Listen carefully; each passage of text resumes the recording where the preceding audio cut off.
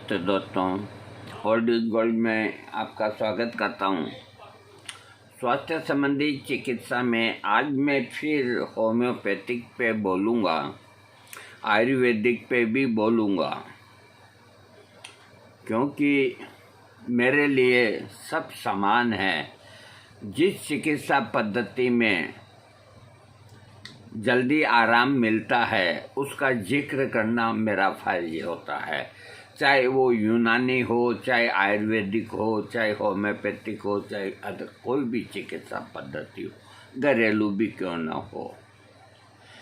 कल मैंने जो वीडियो दिया था वो दाहिने कंधे और बाएं कंधे और उनके साथ में हाथ, उनका वीडियो दिया था। यहाँ तक भी बात है, पूरी नहीं होती। देखिए, जो शरीर का केंद्र है उसको कहते हैं अंग्रेजी में चेस्ट, हिंदी में क्या कहते हैं देसी भाषा में छाती, या यूं कह दो सीना। ये एक बहुत गंभीर बात है और गंभीर सब्जेक्ट है कि किसी न किसी को परिवार में, मित्रों में, पार्टी में, कहीं आने में, कहीं जाने में, सफ़र में, कार में, मोटरसाइकिल पे, बैठे हुए या लेटे हुए, चेस्ट में दर्द आ जाता, इसका कोई समय नहीं होता। और जब सेंट्रल कमज़ोर है तो स्टेटों में क्या रखा है? कुछ भी नहीं। तो सेंट्रल जो है ये मजबूत होना चाहिए। तो सबसे पहले ध्यान देना चाहिए कि अपने चेस्ट को मजबूत हम कैसे बनाएं और कमज़ोर हम किस तरह से कर रहे हैं। सबसे पहले इन पे आइए, दवाइयों पे बाद में आइए। मेरा जो समझाने का तरीका है ना, वो बिल्कुल औरों से भिन्न है। अब इसको कमज़ोर करने वाली क्या क्या चीज़ें हैं ये मैं आपको बताता हूँ। अगर आप अत्यधिक गरिष्ठ खाना खाएंगे तो पेट में गैस बन करके यहाँ दर्द हो जाएगा। हटाओ इसको लिस्ट में से। दाल रोटी खाओ, ऐसी कोई चीज़ मत खाओ जो गैस को पैदा करे। न रहेगा बांस, न बजेगी बांसुरी। जब गैस ही नहीं बनेगी, ऊपर नहीं चढ़ेगी, तो आपको दर्द क्यों होगा? दूसरी चीज़, गुटखा और स्मोकिंग, ये अपने लंग्स, छाती और हार्ट और लंग्स को मैं एक ही समझता हूँ। बिना लंग्स के हार्ट का काम नहीं चलता। क्योंकि खून को साफ करना और करना, हार्ट तक सप्लाई देना करना, हमारे फेफड़े खुलते रहते हैं, बंद होते रहते हैं, खुलते रहते हैं, बंद होते रहते हैं। तो अपने फेफड़े, चेस्ट में सबसे पहले फेफड़े, जिसको अंग्रेजी में लंग्स कहते हैं, इनको मजबूत करने के साधन कीजिए। और इनको कमज़ोर करने वाले साधन जो हैं, शराब पीना, सिगरेट पीना, गुटखा खाना, और भी कई तरह के नशे हैं। चिलम पीते हैं, कोई हशीश लेते हैं, कोई कुछ लेते हैं, कोई किमाम लेते हैं। इसके अलावा भी आप ये मत समझो कि नशे करने से ही लंग्स कमज़ोर होते हैं, नहीं। आप कोल्ड ड्रिंक नहीं करेंगे। कोल्ड ड्रिंक का मतलब ये नहीं कि आप नींबू की शिकंजी ना पिए, शरबत रूह अफ़ज़ा ना पिए, ये इनको मैं कोल्ड ड्रिंक में नहीं लेता। कहीं भी पार्टी में, बिहाव में, शादी में, कहीं भी जाते ही आपको वाडीलाल या फाडीलाल, पता नहीं जाने कौन कौन से लाल है, आया लाल गया लाल, ये कोई बात हुई क्या? अरे कब की बनी हुई कुल्फी उनकी जो भी है वो उसमें देंगे और लोग इस तरह से टूट पड़ते हैं जैसे गिद्ध जानवर के ऊपर टूट पड़ता है। क्या कभी देखी नहीं? क्या है उसके अंदर? देखो, मैं एक बात आपको बताता हूँ, मैं हनुमान भक्त हूँ, मैं कभी झूठ नहीं बोलता। कल ही मेरे पोते का जन्म दिवस था और मेरे 4 पोतियाँ हैं, तो एक न एक का जन्मदिन आता ही रहता है और बच्चे हैं वो केक तो काटेंगे ही काटेंगे। अब वो कहाँ से लाते हैं, क्या कितने का आता है, मुझे इससे कोई लेना देना नहीं।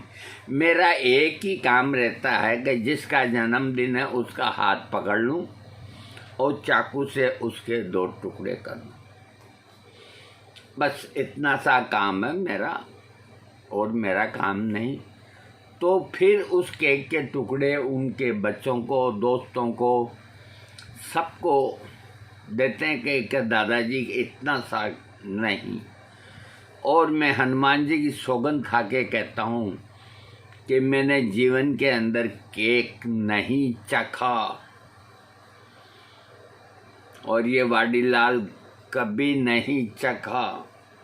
हाँ, उस वक़्त हम इतना समझते नहीं थे जब कोका कोला और फंटा ये 2 पेय सुप्रसिद्ध थे, तो ब्याह शादियों में एक आध, वो भी ये नहीं कि 2-2 4-4, लोग तो टूट पड़ते थे उनके ऊपर।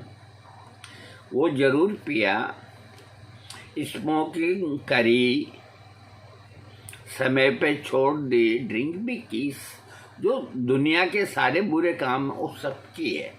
कबूल करने में कोई गलत काम नहीं।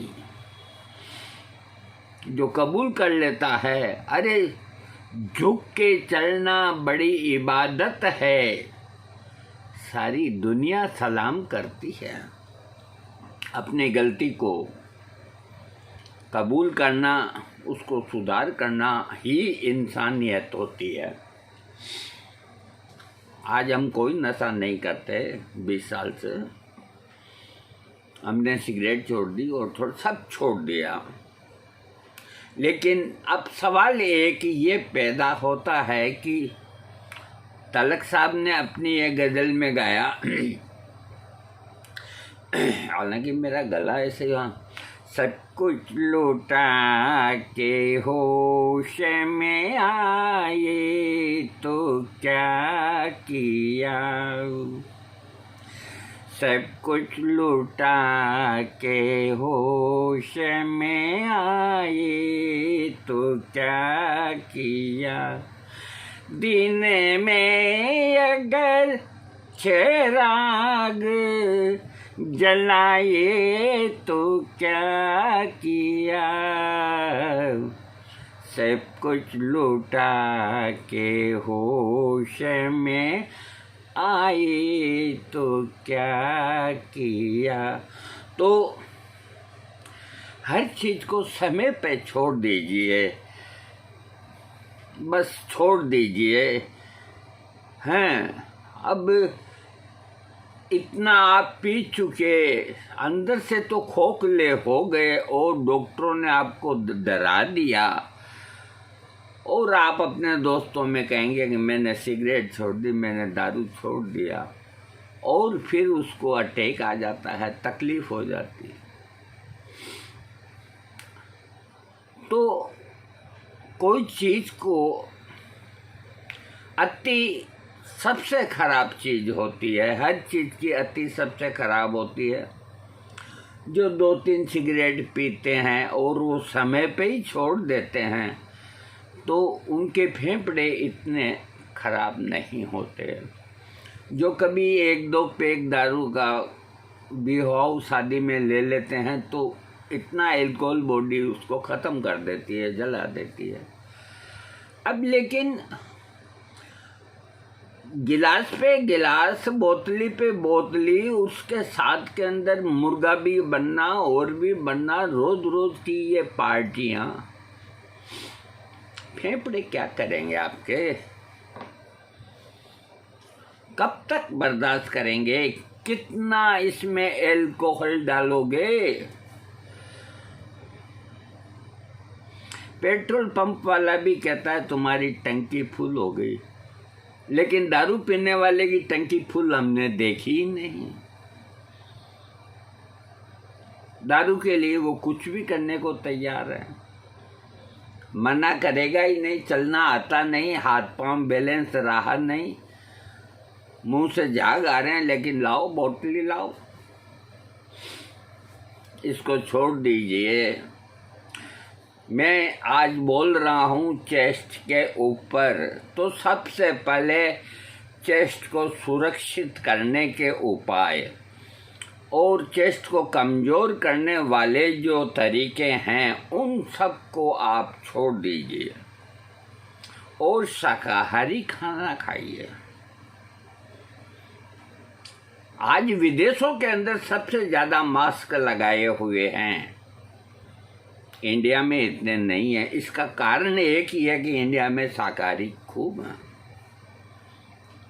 देखो एक बात बताता हूँ, हमारे जैन समाज के अंदर, मैं बड़े गर्व के साथ कहता हूँ, हम जैन नहीं हैं, हम मैत्री हैं। जैन समाज के अंदर बहुत तो व्रत करते हैं और दिन अस्त होने के पहले खा लेते हैं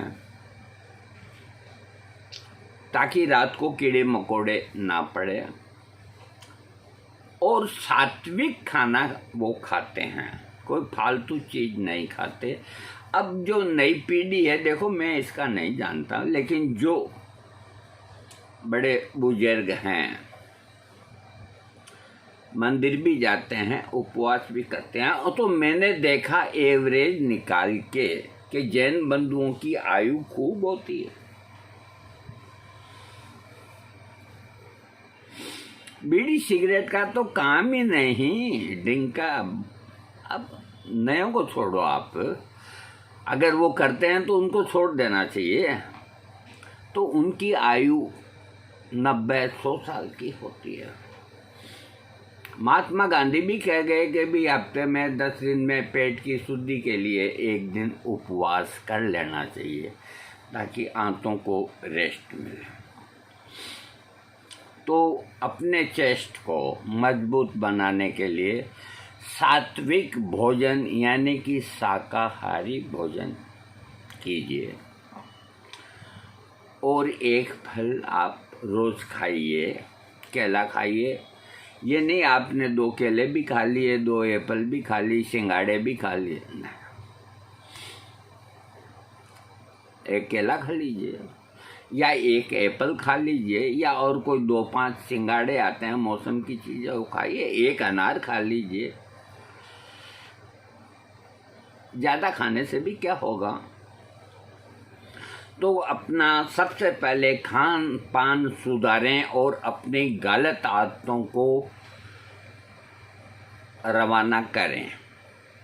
अब क्या होता है कि छाती के अंदर दर्द अचानक आता है, और ये एक ऐसी जगह है कि आदमी हाथों के पैरों के दर्द में तो थोड़ा दिन निकाल देता है, कभी मस्कुलर पेन होगा। छाती के अंदर जो दर्द आता है उसको भी गैस्ट्राइटिस समझ के और वक्त को निकाल देता है, हाथ से वक्त निकल जाता है, अटैक आ जाता है। मेरा भतीजा, आज उसको गुजरे 10-15 साल हो गए, उसकी ज़्यादा उम्र नहीं थी, 50 साल की उम्र के अंदर वो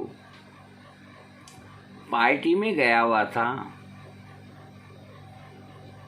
तो उसको 3-4 दिन से छाती के अंदर दर्द था, लेकिन घर में किसी को नहीं कहा, अपनी पत्नी को भी नहीं कहा।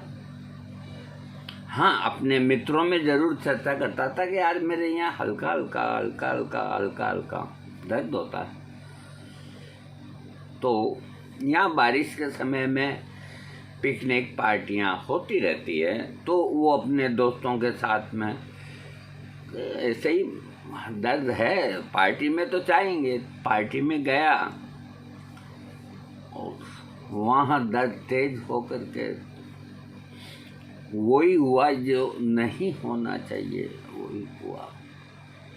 उसको बहुत टाइम मिला था, बहुत टाइम मिला था। अगर वो वक्त पे घर के किसी को कह देता या वो खुद सक्षम था, डॉक्टर के पास चला जाता, उसकी ईसीजी हो जाती, उसका कार्डियोग्राम, उसका इको हो जाता, तो मैं कहता हूँ बचाने वाला तो ईश्वर है, और ईश्वर के बाद में बचाने वाला डॉक्टर है। हम डॉक्टर को वो गॉड के बराबर मानते हैं। जो चिकित्सक आपको ठीक करता है, आपको नई जिंदगानी देता है, उसका दर्जा भगवान का। वो जो कृतज्ञ व्यक्ति हैं उनको छोड़ो, उनकी बात को छोड़ो कि डॉक्टर ने क्या ठीक किया। नहीं, ऐसा नहीं। तो जब भी चेस्ट के अंदर दर्द आए तो सबसे पहले आपको क्या करना है ये मैं आपको बताता हूँ। सबसे पहले आपको ये देखना है कि आपको जब दर्द आता है तो वो किस तरह का दर्द है। आया और गया, आया और गया। अवहेलना तो कोई दर्द की नहीं करनी चाहिए। तो ऐसे समय में अधिकतर दर्द थोड़ी देर आता है और चला जाता है, आता है चला जाता है। अगर आप एलोपैथिक डॉक्टर को कहोगे तो कहेगा ठीक दर्द तो है, आया चला गया, तो हमें कोई मतलब नहीं। लेकिन मैं अभी होम्योपैथिक की बात कर रहा हूँ। ऐसी स्थिति के अंदर आपके घर के अंदर बेलाडोना, अरे 30 पोटेंसी की रखो आप, 200 मत रखो, कोई भी पोटेंसी की रखो, 200 या 30 पोटेंसी, 200 की रखो। तो इस तरह अगर आपको लगता है कि दर्द आया गया, तो आप 2 खुराक 15-15 मिनट के अंदर बेलाडोना 200 की ले लीजिए।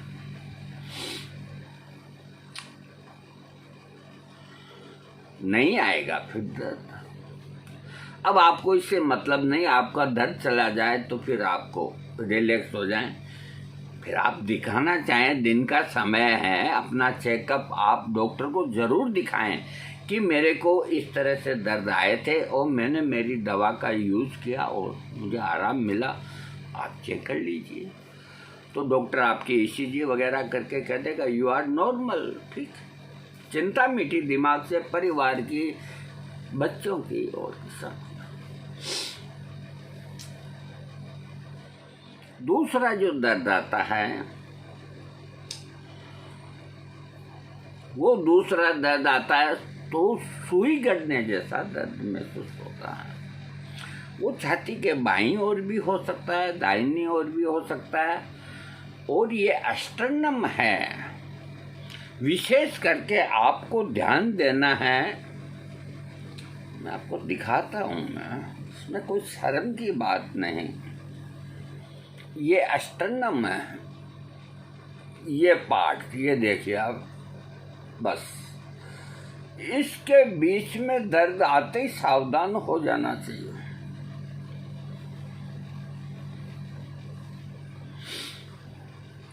चाहे वो गैस्ट्राइटिस का हो, चाहे वो मस्कुलर पेन हो, इसको देसी भाषा में खाली कहते हैं। खाली, ये अपने खाली भगवान ने बताया। इधर इधर आए तो वो इतना, हालांकि आना, दर्द तो छाती में कहीं भी आना ठीक नहीं, अंगुली में भी आना ठीक नहीं। तो अगर आपको स्टर्नम में दर्द है और आया है और सुई गड़ने जैसा दर्द है, तो एक दवा तो मैंने आपको बताई, बेलाडोना। मैं लिख लेता हूँ क्योंकि डिस्क्रिप्शन में मैं आपको लिख के दूंगा ये बेलाडोना। तो सुई गड़ने जैसा दर्द आया तो आप घर में ब्रायोनिया 30 रखिए। ब्रायोनिया 30, ये 200 में कम काम करती है, 200 भी हो कोई दिक्कत नहीं, 30 में रखो। 15-15 मिनट के अंदर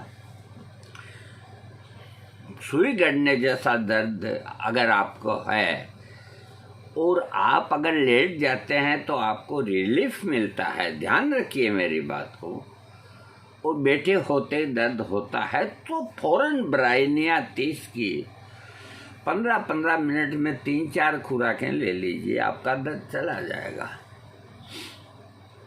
लेकिन आप बैठे हैं तो भी आता है और लेटे हैं तो भी आता है, तो ब्रायोनिया तो ले ही लीजिए। सुई गड़ने जैसा दर्द, और भी कई दवाइयाँ आ जाती है, क्या क्या लेंगे आप, लेकिन आप सावधान हो जाएं।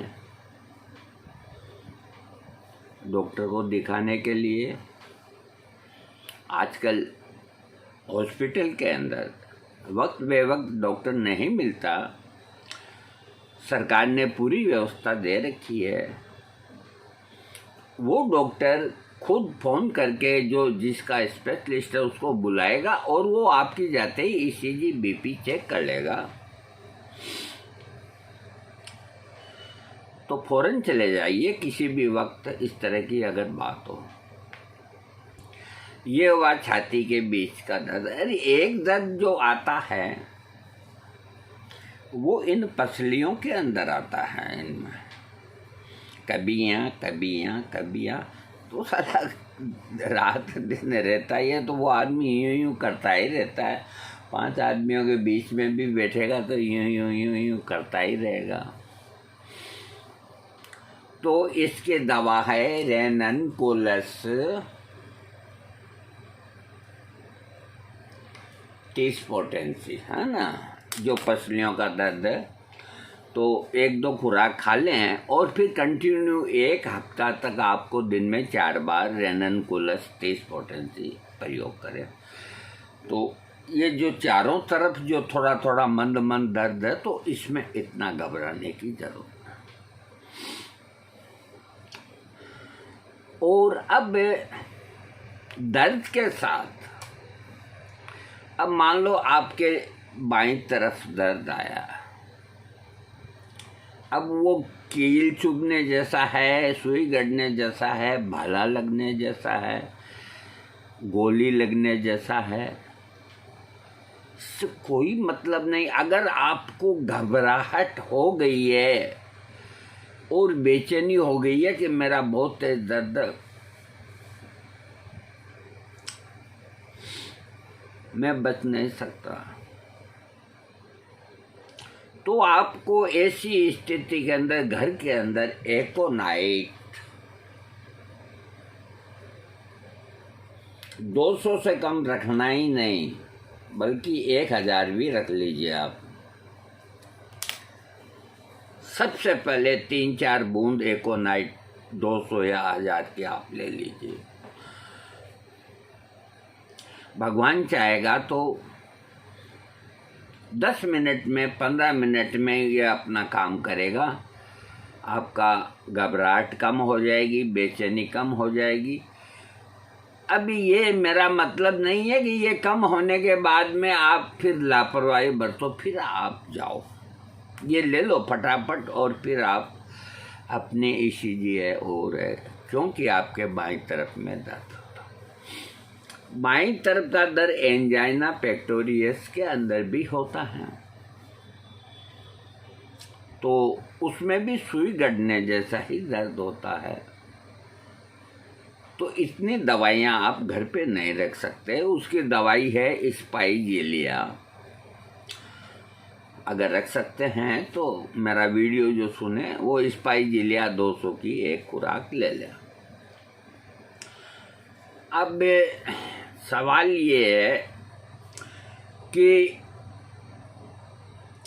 अगर आपके छाती में दर्द आया है, घबराहट रहती है, भूख नहीं लगती और आप आयुर्वेद में किसी चिकित्सक के पास गए, तो वो कहेगा ये आपका गैस्ट्रिक पेन है। आप कहेंगे कि भी मेरे को कब्जी भी है। कब्जे रहना भी बहुत खराब है। पेट साफ रहना बहुत ज़रूरी है। कब्ज की वजह से भी दर्द आता है। वो क्या होता है कि खा लेते हैं खूब, पचाने की क्षमता नहीं, कब्जियत रहती आई है, तो खाना अगर आपने वो बिल्कुल लाइट खाया है तो कोई बात नहीं, और थोड़ा अधिक खाया या गरिष्ठ खा लिया, श्राद्ध है और है, कोई 2-4 पूड़ी खा लिया और जो भी कुछ पराठे खा लिए और खा लिया, तो आपको बेचैनी और दर्द, तो वैद्य जी कहेंगे कि आपको गैस्ट्राइटिस है, तो वो आपको गैस की दवाई हिंगाष्टक चूर्ण, चित्रकाडी गुटिका, 50 गैस को दूर करने की दवाइयाँ हैं, वो देंगे। और पेट साफ करने के लिए कैस्टर ऑयल है या कोई चूर्ण है वो देंगे। ऐसी स्थिति के अंदर होम्योपैथिक के अंदर अगर आपको डकार भी आती है और पेट भारी है, न हवा नीचे निकलती है, कभी डकार आती है कभी डकार आती नहीं, न नीचे निकलती है न ऊपर निकलती है, तो एक होम्योपैथिक के अंदर दवा बनी है जिसका नाम है एसाफोटिटा मदर टिंचर।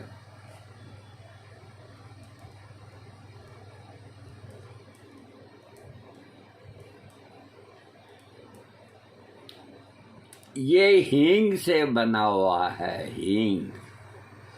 हींग आपके रसोई में नकली निकल जाएगी, इसका मदर टिंचर नकली नहीं होगा।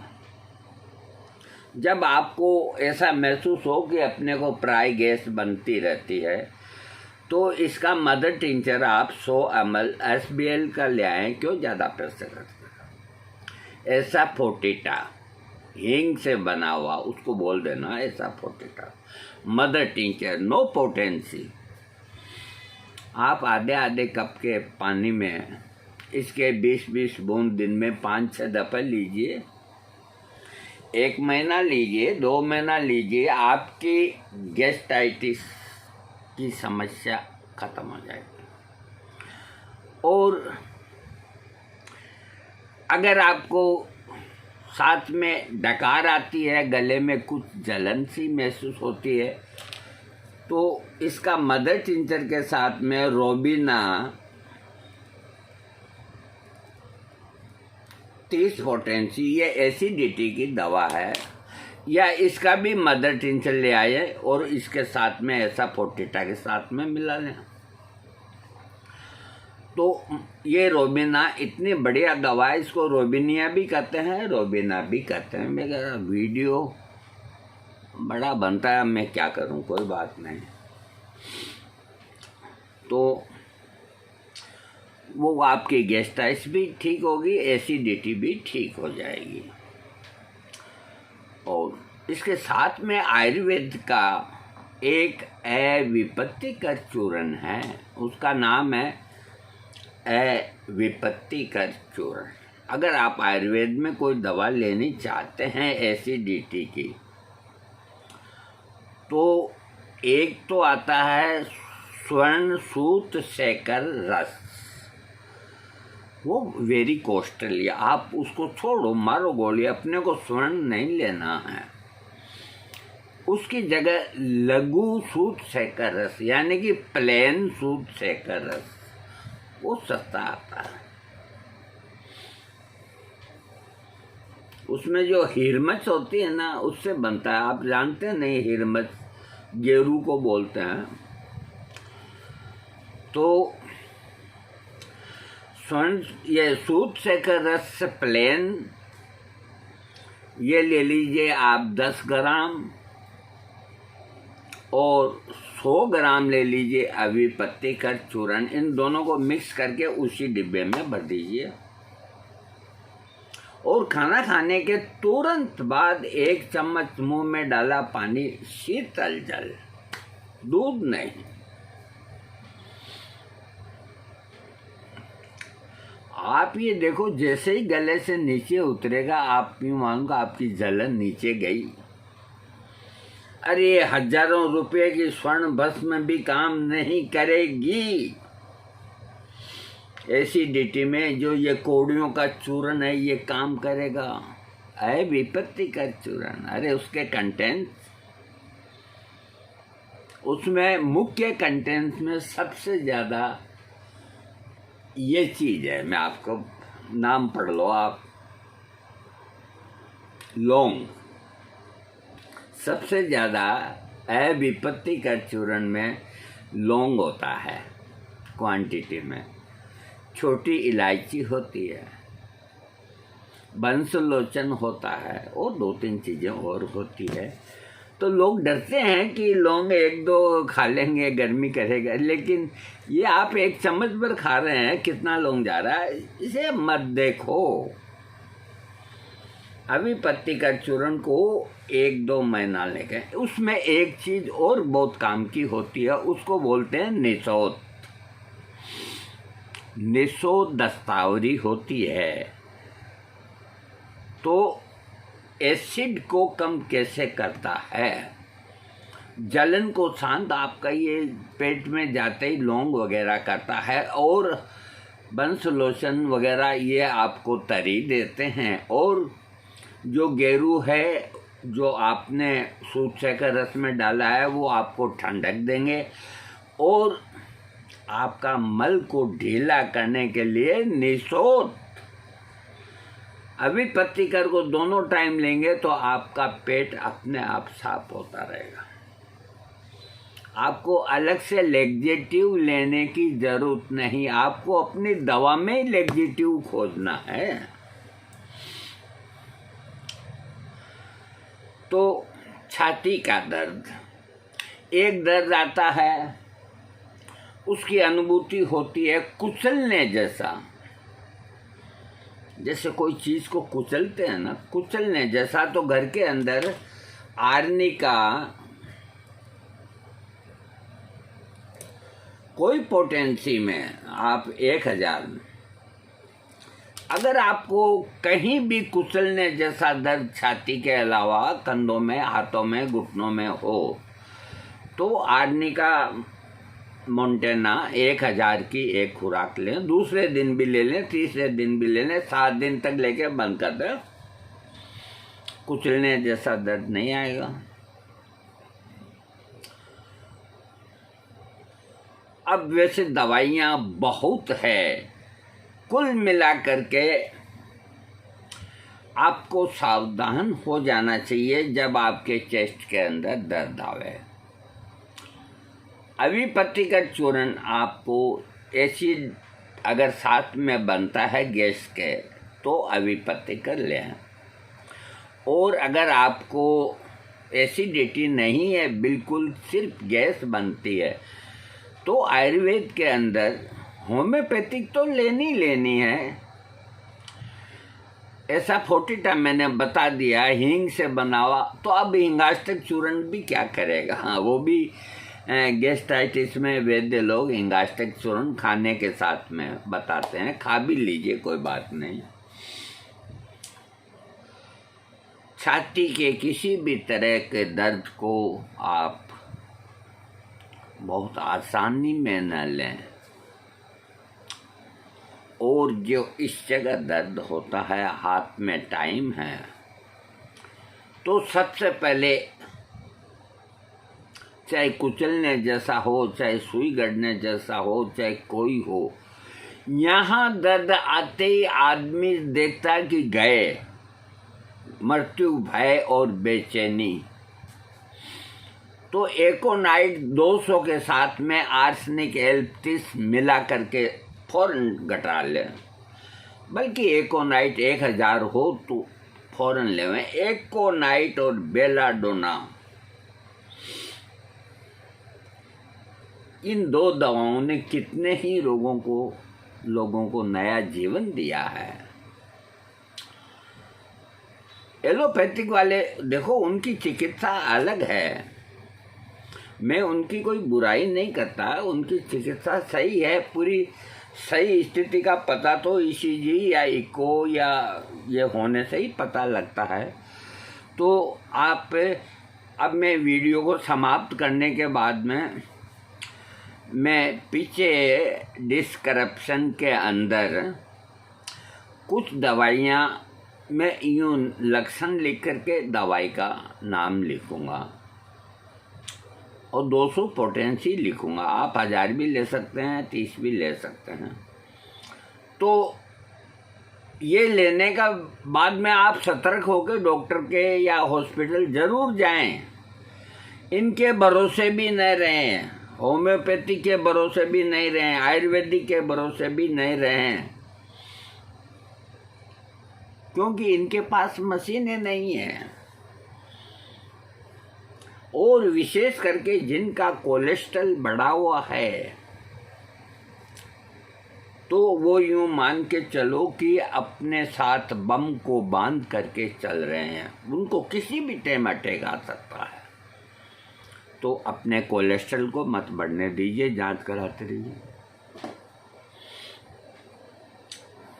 5 तरह के लिपिड प्रोफाइल की जांच हो जाती है। 5 कोलेस्ट्रॉल अगर आपके नॉर्मल हैं तो एक तरह से आप बहुत सेफ हैं। और कोलेस्ट्रॉल बढ़ता है डॉक्टरों के हिसाब से चिकनाहट से। तो अब चिकनाहट कहाँ असली है, क्यों खाते हो? सूखी रोटी खाओ, क्या है, हज क्या है? साधु लोग सूखी रोटी खाते हैं, एक टाइम खाते हैं, उनको कहाँ कोलेस्ट्रॉल। आज हर 10 आदमी में एक कोलेस्ट्रॉल आपको बढ़ा हुआ मिलेगा। कोलेस्ट्रॉल को किसी भी सूरत में मत बढ़ने दो, अपना चेकअप करा। अगर बढ़ा है तो उसको कम करने की दवाई ले लो, लेते ही रहो। होम्योपैथिक के अंदर भी एक दवा आती है जो कोलेस्ट्रॉल से ही बनी है, उसका नाम है कोलेस्टिनम 3x टैबलेट की शक्ल में। तो आप एलोपैथिक दवा के साथ के अंदर 2-2 टिकिया दिन में 3 बार, उसकी भी महीना 20 दिन ले लो, तो आपका कोलेस्ट्रॉल जल्दी डाउन हो जाएगा। लेकिन अंग्रेजी दवा बंद नहीं करोगे। तो कुल मिला के चेस्ट के दर्द को आसान न लें। और आयुर्वेद के अंदर मैं इसलिए नहीं कहता कि अब शुद्धिकरण नहीं रहा। ये जो छाती का दर्द है, एक श्रृंग भस्म आती है आयुर्वेद में, श्रृंग भस्म, वो अभी भी आती है। पूरा नाम है मृग श्रृंग भस्म, यानी कि हरिण जो होता है उसके सींग को टुकड़े करके मैंने बनाई थी एक बार, बहुत बरस हो गए। एक हंडिया के अंदर डाल करके छोटे छोटे टुकड़े करके हिरण के सींग के, अब तो सींग ही नहीं मिलते हैं। पहले मैं वॉकिंग में जाता था तो मेरे को ये लड़ते हैं आपस के अंदर हिरण, तो ये आपस में उलझ जाते हैं ना, तो इनके सींग के टुकड़े मेरे को रेत के टिब्बों में, मैं गांव में रहता था उस वक्त, खूब मिलते थे। अरे मुझे याद नहीं, उनको इकट्ठा कर लेता खूब। हाँ, तो उन सींगों के टुकड़े करके और मिट्टी के कुल्हड़ में करके और ऊपर से पैक करके और गजपुट कर दो, यानी कि अग्नि के अंदर झोंक दो 8-10 घंटा, अंदर मुलायम भस्म बन जाएगी। उसको कहते हैं श्रृंग भस्म। अब जैसी भी आती है अभी अच्छी फार्मेसी की, आप एक श्रृंग भस्म की डिब्बी अपने घर ले आओ। ये कोई कॉस्टली नहीं है, 150 रुपये का आइटम है। तो कोई तरह का छाती का दर्द हो, गैस्ट्राइटिस हो और हो, डॉक्टरों की भी दवाई खा लो और खा लो, होम्योपैथी भी खा लो, 2 रत्ती श्रृंग भस्म दिन में 3 बार शहद से जरूर चाट लो। मैं ये थोड़ा ही कहता हूँ कि सारी फार्मेसियाँ चोर है, बहुत सी अच्छी भी है जो प्योर बनाती है श्रृंग भस्म। उनको सरकार हरिण का सींग देती है बनाने के लिए, कोटा है उनके पास। तो अच्छी फार्मेसी की श्रृंग भस्म घर में रखो, पड़ी रहेगी 100 रुपये की डिब्बी। तो छाती के कैसे भी दर्द में श्रृंग भस्म को चाटो आप।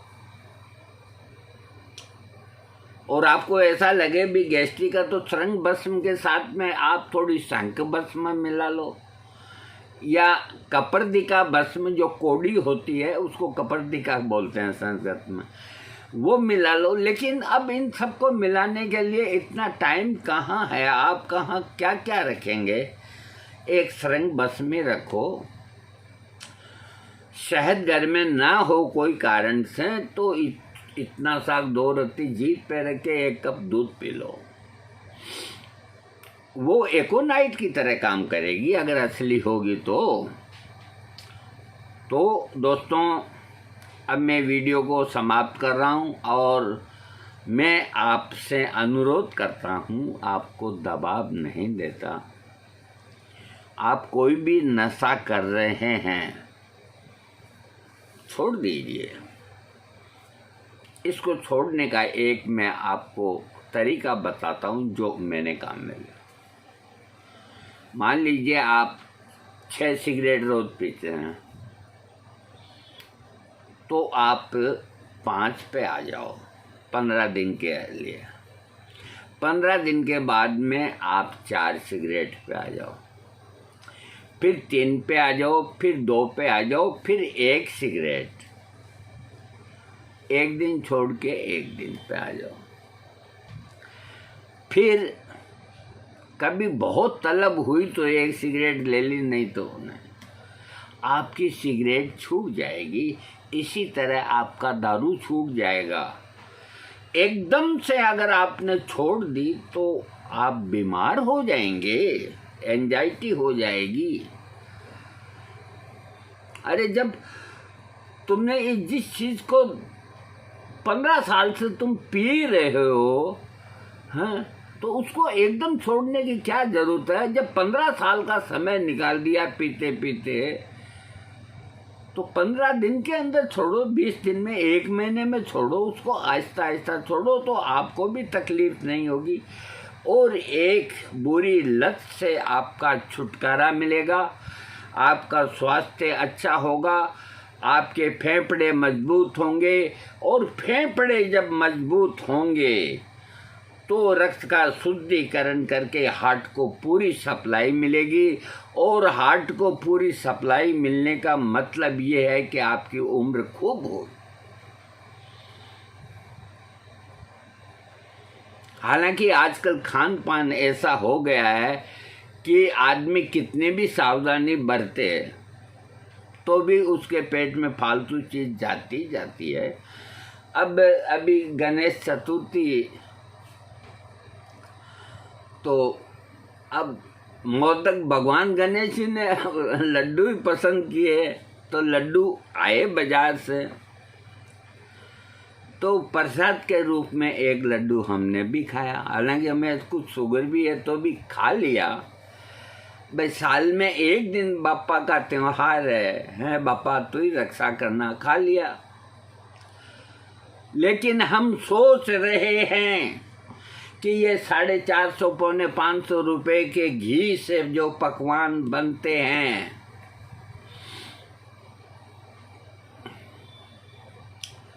कौन देगा बिलोना का घी आपको 450-500 रुपये में? कौन देगा सफ़ेद गायों का घी, देसी गायों का घी? सब में मिलावट और चर्बी की मिलावट। और बाजार में मिठाइयाँ बनती है, होली पे खूब लाते हैं अपन, दिवाली को भी लाएंगे। मजबूर हो के मजबूर मुझे उसने बुलाया होगा, हो के मजबूर मुझे उसने भुलाया होगा, खा के जहर। ये गाना शायद हकीकत का होगा, हमें याद नहीं रहा। तो जहाँ तक हो इन मिठाइयों से बचो।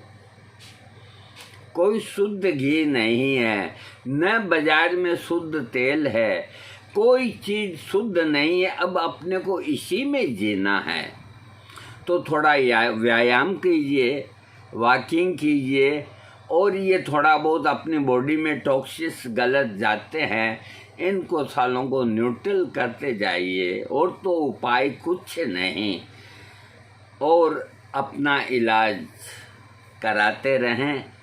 आप स्वस्थ रहें, सुंदर रहें और निरोग रहें। अब हवा के अंदर भी ताजगी नहीं। अभी कितनी गायों की डेथ हुई है, क्या बीमारी चली है, कुछ पता नहीं। वो भगवान क्या करता है, क्या नहीं करता है, उसकी लीला का कोई पार नहीं। आज ये बना दिया, वो बना दिया, हवा की गति से तेज बना दिया यान, एलियंस को लेके आएंगे, मेहमान बनाएंगे, वो कर देंगे, ये कर देंगे, और सब मुंह के मुखौटा लगाए हैं। अरे इसको कैसे हटाएंगे, इसका ढूंढो। नहीं, कोई, मैं कहता हूँ विज्ञान ने कोई तरक्की नहीं करी, बस ठोक दिए, बूस्टर ठोक दिए और ठोक दिए। एक आत्मविश्वास काम भी करते हैं थोड़ा बहुत, फिर भी होने वाली चीज़ होगी। 2 दफ़ा कोरोना हो गया और फिर भी कहीं न कहीं के हलचल आती है। तो अपने आप को मास्क लगाओ, गंदी हवा में मत जाओ, अपने आप को सुरक्षित रखो और ईश्वर का नाम लो। अब मैं जाता हूँ आपसे इजाज़त लेके, और अपनी छाती का ध्यान रखें, इसमें कहीं भी दर्द नहीं आना चाहिए। दर्द आते ही जाते जाते बता जाता हूँ आपको कि आपके चाहे यहाँ दर्द आए, चाहे यहाँ दर्द आए, चाहे यहाँ आए, यहाँ आए, सबसे पहले एक को नाइट 1000 तो ले ही लेनी चाहिए। उसके बाद में विचार करते रहना कहाँ का दर्द है, क्या नहीं है। फिर कोई ब्राइनिया के लक्षण आते हैं तो वो लोर बेलाडोना के आते हैं तो बोलो। सबसे पहले नंबर 1 की दवा एकोनाइट नेपलेस, 1000 पोटेंसी में 1-2 खुराक ले सकते हैं। अपने आप को हिफाजत से और अपने आप को बहुत बड़ी बीमारी से बचा सकते हैं। लेकिन आपको अपनी गलत आदतों से छुटकारा पाना है, आपको सही चीज़ अपनानी है, आपको शाकाहारी बनना है, इस चीज़ का भी ध्यान रखना है। थैंक्स।